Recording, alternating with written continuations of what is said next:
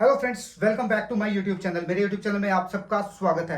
Guys, जैसा कि आप सबको पता है कि मैं बेफालतू में बिना वजह कोई वीडियोस नहीं बनाता हूं। तो आज का जो हमारा टॉपिक होने वाला है वो होने वाला है यूएस वीज़ा अपॉइंटमेंट को लेकर, कि आप यूएस वीज़ा अपॉइंटमेंट बुक करने जा रहे हैं और आप एक वाइट कलर के पेज पर आकर अटक जा रहे हैं, जो आपको दिखा रहा है कि आपका एस्टिमेटेड वेट टाइम है वो 2 मिनट है, लेकिन आप उसी पेज पर रुके रहते हो एक एक घंटा, दो दो घंटे।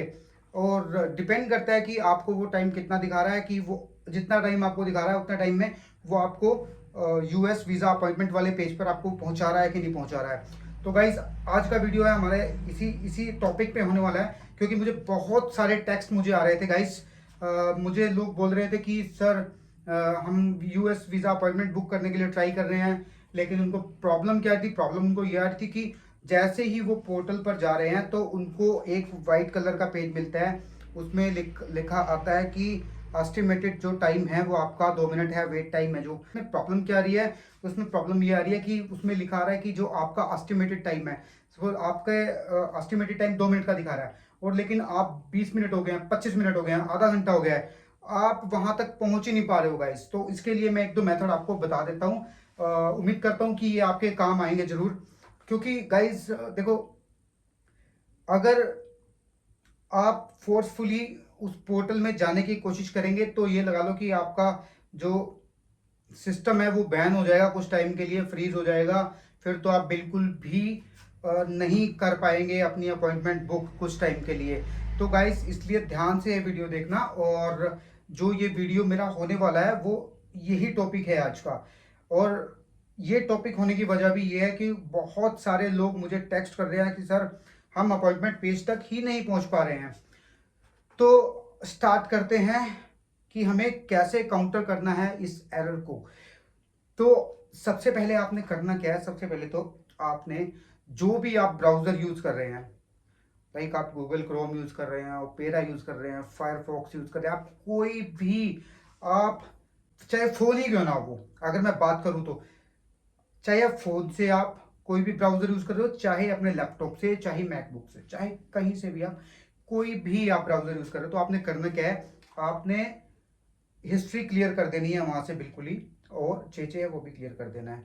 उसके बाद आपने करना क्या है? आपको सेम पेज पर आना है, और उसके बाद पेज पर आने के बाद आपको ट्राई करना है और साइट में एंटर करने के लिए। फिर आपको वही वाइट पेज दिखाई देगा, उसमें जितना टाइम आपको लिखा होगा, सपोज उसमें लिखा हुआ है कि आपको 2 मिनट वेट करना है या फिर 4 मिनट वेट करना है, मतलब उसमें लिखा हुआ है कि your estimated wait time is 2 minute, your estimated wait time is 30 minutes. मतलब जितना भी आपको टाइम लिखा हुआ है, आप उतना टाइम में अगर पोर्टल तक पहुंच पा रहे हैं तो ठीक है, अगर नहीं पहुंच पा रहे हैं तो उसको वहीं पर स्टॉप कर दीजिए।